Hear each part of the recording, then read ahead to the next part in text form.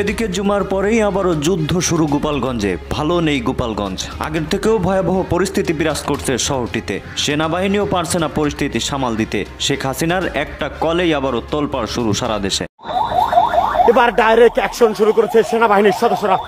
আমরা দেখতে পাচ্ছি এই মুহূর্তে গোপালগঞ্জে ডাইরেক্ট অ্যাকশন শুরু করছে সেনা সদস্যদের। এটি আমার নির্দেশ, এখন আর সময় নাই, আমাদের দেশের স্বাধীনতা সার্বভৌমত্ব রক্ষা করতে হবে। ওই নির্বাচন গোপালগঞ্জ নিয়ে ডক্টর ইউনূস এবং সেনাপ্রধান কঠিনভাবে ফেঁসে যাচ্ছেন। জাতিসংঘের নির্দেশে তারা গ্রেপ্তার হবেন। এইদিকে শেখ হাসিনা আবারও ক্ষমতা ফিরে পাবে। বিস্তারিত জানতে ভিডিওগুলো দেখতে থাকুন।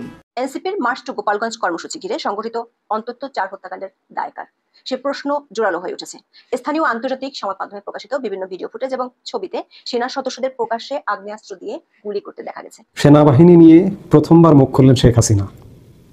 গোপালগঞ্জ পরিস্থিতি নিয়ে 24 ঘন্টা পর বিবৃতি দিল সেনাবাহিনী। গোপালগঞ্জে 4 জনের মৃত্যু নিয়ে একটা বিতর্ক আছে। এই মৃত্যু ব্যাপারে কেন সরকার দায়িত্ব নিচ্ছে না, কেন বলছে না? তারা কিন্তু বলছে একভাবে।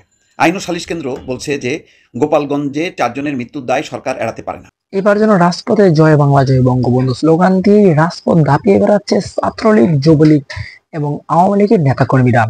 এটা কিন্তু জলজান্ত প্রমাণ আমরা দেখতে পেয়েছি গোপালগঞ্জে। প্রিয় দর্শক বন্ধুরা, অপরদিকে শেখ হাসিনা বলেছে যে কোনো সময় শেখ হাসিনা বাংলাদেশে ঢুকে পড়বে। দর্শক বন্ধুরা, সম্পূর্ণ ভিডিওটি দেখলে বিস্তারিতের মাধ্যমে সবকিছু দেখতে পারবেন। আপনারা সকলেই অবগত হয়েছেন শেখ হাসিনা পদত্যাগ করার পরে কিন্তু আন্তর্জাতিক পর্যায়ে মামলা করে দিয়েছে ডক্টর মোহাম্মদ ইউনূসের বিপক্ষে। সেখানে কিন্তু ভারতের নরেন্দ্র মোদীও ভালোভাবে সায় দিয়েছেন। যে কোনো সময় নরেন্দ্র মোদী শেখ হাসিনাকে বাংলাদেশে পাঠিয়ে দিবে এমন প্রতিশ্রুতি জানিয়ে গণমাধ্যমে অহংকার দিয়েছে নরেন্দ্র মোদী।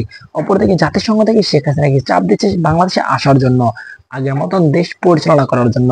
এখনো আওয়ামী লীগের নেতাকর্মীরা বিশ্বাস করে শেখ হাসিনা ভারতে বেড়াতে গিয়েছে, সফরে গিয়েছে। যে কোনো সময় শেখ হাসিনা বাংলাদেশে আসবে, আগের মতন রাজত্ব করবে। আপনারা এই বিষয়গুলো কেমন ভাবে দেখছেন? সত্যি কি শেখ হাসিনা তাহলে বাংলাদেশে আসবে, নাকি এটা পুরোটাই গুজব? অবশ্যই এই বিষয়টি কমেন্ট করে বলে যাবেন। আজকের মতন এই পর্যন্তই, দেখা হচ্ছে পরবর্তী কোনো ভিডিও নিয়ে। সেই পর্যন্ত ভালো থাকুন, সুস্থ থাকুন, এই চ্যানেলের সাথেই থাকুন। আল্লাহ হাফেজ।